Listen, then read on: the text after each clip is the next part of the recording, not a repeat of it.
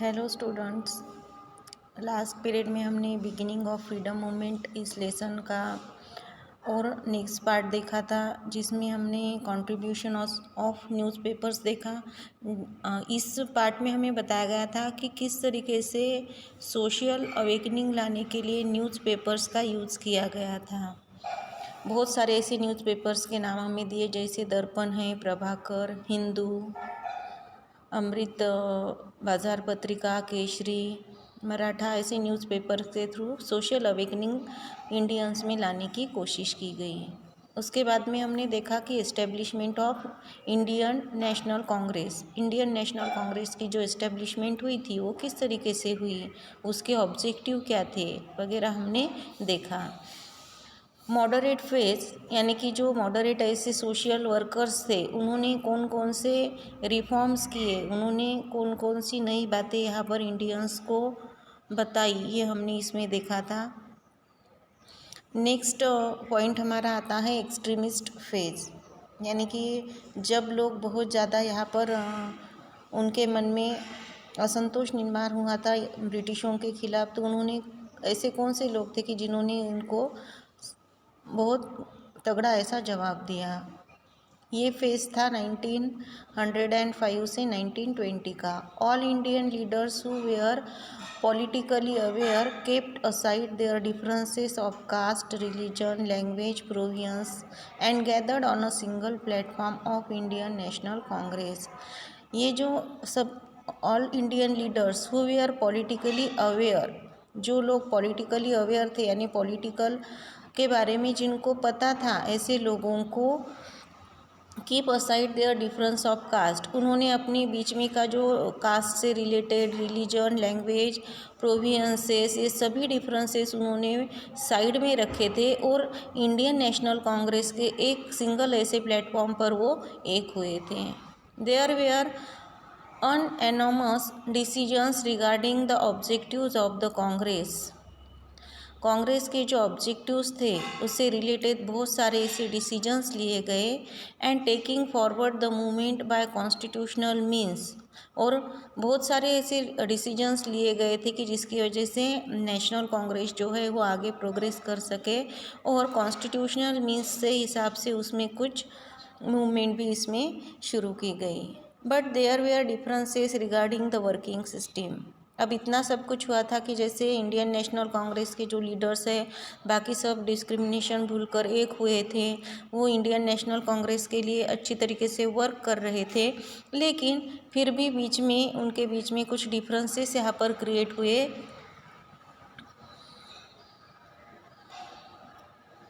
कुछ डिफरेंसेस यहाँ पर उनके बीच में क्रिएट हुए थे, और ये डिफरेंसेस हुए थे वर्किंग सिस्टम्स को लेकर। देयर वेयर आइडियोलॉजिकल डिफरेंसेस, हर एक का किसी चीज़ के बारे में सोचने का दृष्टिकोण जो होता है, आइडियाज जो होते हैं वो अलग अलग होते हैं, और यही डिफरेंस यहाँ पर क्रिएट हुआ। From this differences two main political groups were form, और ये जो डिफरेंसेस यहाँ पर हो रहे थे इसकी वजह से दो अलग अलग ऐसे पॉलिटिकल ग्रुप तैयार हुए। The moderates who advocated peaceful and constitutional manners, and the extremists who believed in severe struggle for attainment of freedom. अब जो ये दो ग्रुप यहाँ पर तैयार हुए थे उसमें एक मॉडरेट्स का ग्रुप था। जो मॉडरेट्स ग्रुप में थे वो हमेशा शांति से और कॉन्स्टिट्यूशनल मीन्स यानी कि कायदे के हिसाब से चलकर शांति से अपने प्रॉब्लम्स को सॉल्व करने के लिए कोशिश कर रहे थे। लेकिन दूसरा ग्रुप था एक्सट्रीमिस्ट का, और ये जो एक्सट्रीमिस्ट ग्रुप में लोग थे वो इस बात पर भरोसा करते थे कि अगर हमें फ्रीडम हासिल करना है तो यहाँ पर हमें ब्रिटिशों के साथ में युद्ध करना पड़ेगा, उनसे स्ट्रगल करके ही हम फ्रीडम हासिल कर सकते हैं। ऐसे दो ग्रुप यहाँ पर तैयार हुए। लाला Lajpat Rai, Bal Gangadhar Tilak and Bipin Chandra Pal were believe to be extremist leader. अब ये जो एक्सट्रीमिस्ट लीडर्स थे उनमें लाला लाजपत राय, बाल गंगाधर तिलक और बिपिन चंद्र पाल, ये तीनों एक्सट्रीमिस्ट लीडर थे। In the early period, the extremist leaders, for bringing political awakening among the Indians, used methods like newspapers, national festivals, and national education. अब अर्ली पीरियड जो था यहाँ पर इंडियन नेशनल कांग्रेस का, उसमें जो एक्सट्रीमिस्ट लीडर्स थे उन्होंने जनता में, इंडियंस में पॉलिटिकल अवेकनिंग लाने के लिए उन्होंने अलग अलग मेथड्स स्टार्ट किए। जैसे कि वो न्यूज़पेपर्स यूज़ करते थे, न्यूज़पेपर्स के थ्रू वो लोगों में जागृति लाने के लिए, पॉलिटिकल अवेकनिंग लाने के लिए कोशिश कर रहे थे। नेशनल फेस्टिवल्स वो सेलिब्रेट कर रहे थे, नेशनल फेस्टिवल्स के थ्रू लोगों को अवेकनिंग कर रहे थे। उसके बाद में नेशनल एजुकेशन का भी इस काम के लिए उन्होंने यूज़ किया। Kesari and Maratha were the newspapers through which Lokmanya Tilak made severe criticism on the suppressive policy of the British. Lokmanya Tilak जो एक एक्सट्रीमिस्ट लीडर थे, उन्होंने अपने न्यूज़पेपर्स के थ्रू, केसरी और मराठा, इन न्यूज़पेपर्स के थ्रू उन्होंने ब्रिटिशों की जो सप्रेसिव पॉलिसी थी, यानी जिस तरीके से वो यहाँ पर इंडियंस को ट्रीट कर रहे थे, उसके ऊपर उन्होंने कड़ा विरोध किया। अपने न्यूज़पेपर्स के थ्रू उन्होंने कड़ा विरोध किया। इन बंगाल प्रोविंस अमृत बाजार पत्रिका was a mouthpiece of extremist ideology. वैसे ही बंगाल में अमृत बाजार पत्रिका नाम का जो न्यूज़पेपर था, वो भी एक्सट्रीमिस्ट आइडियोलॉजी को एक्सप्रेस कर रहा था। By forgetting the internal differences, people should come together and exchange their ideas. Common people should get inspiration from contribution of national personalities with these objectives. Tilak started organizing of Shiv Jayanti and Ganesh उत्सव।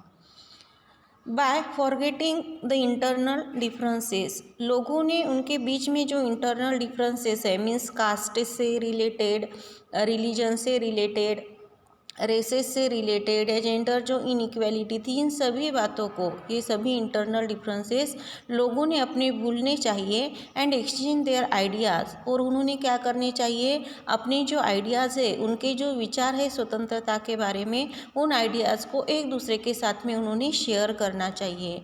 Common people should get inspiration from contribution of national personalities, जो national personalities है, जो बड़े बड़े नेता लोग हैं, उन लोगों के कंट्रीब्यूशन की वजह से जो कॉमन पीपल है, उन्होंने इंस्पिरेशन लेनी चाहिए।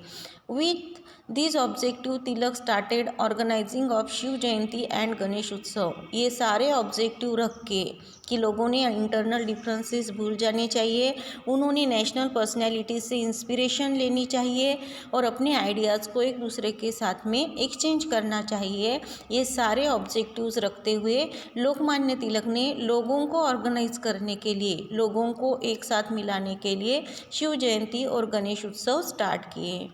For political reasons, if people come together then government will ban them.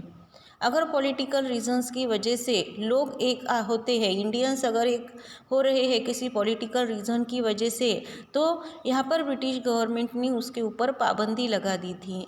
But for religious reasons, if people come together the government will not ban them, was his opinion.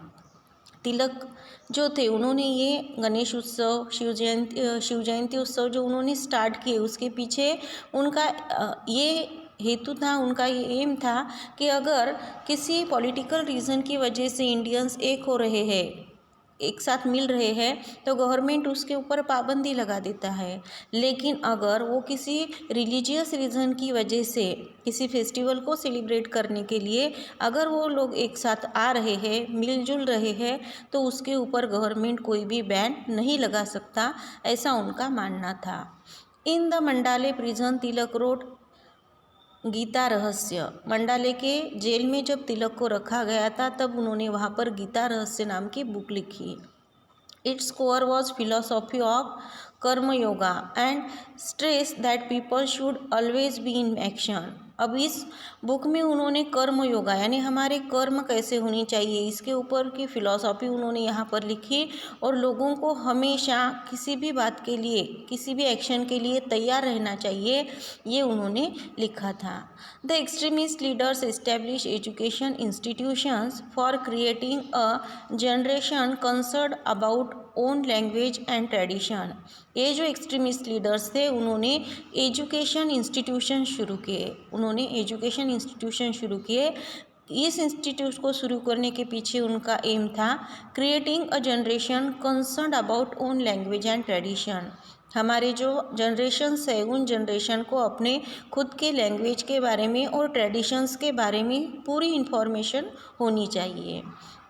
The extremist leaders were of the opinion that if lakhs of people take part in the freedom movement and challenge the British government by struggling against them, only then success will be achieved. जो extremist leader थे उनका ऐसा opinion था कि अगर लाख लोग एक साथ लैक्स ऑफ पीपल अगर एक साथ फ्रीडम मूवमेंट के लिए पार्टिसिपेट करेंगे और ब्रिटिश गवर्नमेंट के जो रूल है उनके खिलाफ अगर वो चैलेंज करेंगे, स्ट्रगल करेंगे इसके लिए, तो ब्रिटिश तभी हम सक्सेस हासिल कर सकते हैं, तभी हम ब्रिटिशों को यहाँ से निकाल सकते हैं। They unanimously believed that the movement should be made more severe. अब उन्हें इस बात पर भी भरोसा हो रहा था कि हमें हमारी जो ये स्ट्रगल मूवमेंट है उसे और भी ज़्यादा सीवियर और भी ज़्यादा तीव्र बनाना चाहिए। But they did not adopt the means of armed revolution, rather insisted for an extensive public agitation. लेकिन ये जो एक्सट्रीमिस्ट लोग थे वो स्ट्रगल करना चाहते थे, लेकिन उनका ऐसा मानना नहीं था कि स्ट्रगल करने के लिए हमें सिर्फ शस्त्र ही उठाने पड़ेंगे, आर्म रिवॉल्यूशन ही हमें करनी पड़ेगी। उससे ज़्यादा वो इंसिस्ट कर रहे थे कि हमें पब्लिक एगिटेशन यानी कि लोगों के जमा वगैरह जो करते हैं लोगों को हमें क्या करना है, हमें लोगों को ब्रिटिशों के खिलाफ तैयार करना है। ऐसे पब्लिक एगिटेशन हमें करनी चाहिए, बहुत ज़्यादा लेवल पर पब्लिक एगिटेशन करनी चाहिए। The moderates led the foundation of freedom movement and the extremist carried forward the movement. जो मॉडरेट्स लीडर थे उन्होंने फ्रीडम मूवमेंट का फाउंडेशन किया, उन्होंने फ्रीडम मूवमेंट की शुरुआत की, और जो एक्सट्रीमिस्ट थे उन्होंने इस मूवमेंट को आगे ले जाने का काम किया। In 1897 in Pune, the epidemic of plague had spread on a large scale. 1897 में पुणे में प्लेग की जो प्लेग की जो एपिडेमिक है वो बहुत ज़्यादा फैल गया था। Hundreds of people died due to it. इस प्लेग की वजह से बहुत सारे लोगों की डेथ भी हो गई। An officer name Rand was appointed. Rand नाम के एक ऑफिसर इस काम के लिए अपॉइंट किए गए थे। The plague patients were search out and the oppressive measures were adopted. जो प्लेग के पेशेंट है उन प्लेग के पेशेंट को यहाँ पर सर्च किया जा रहा था, उन्हें खोजा जाता था और ऑपरेसिव ऐसे मेजर्स यहाँ पर एडॉप्ट किए गए। As a revenge the Chapekar brothers assassinated Rand. और उन्हें बहुत बुरी ट्रीट यहाँ पर किया जा रहा था प्लेग के पेशेंट्स को, इसीलिए इस बात का बदला लेने के लिए चाफेकर ब्रदर्स ने रैंड को मार दिया। The government tried to connect relation of Lokmanya Tilak with this conspiracy. अब ये जो कॉन्स्पिरसी, ये जो कट रचा गया था यहाँ पर रैंड को मारने के लिए, तो इसका कनेक्शन लोकमान्य तिलक के साथ में जोड़ने की ब्रिटिश गवर्नमेंट ने कोशिश की। After being unsuccessful the government in prison Tilak with revenge. लेकिन इस बात में, इस कनेक्शन को जोड़ने में ब्रिटिश गवर्नमेंट को सक्सेस नहीं मिला और इसीलिए उन्होंने बदला लेने के लिए लोकमान्य तिलक को बंदी बनाया। We will see the next part in our next period.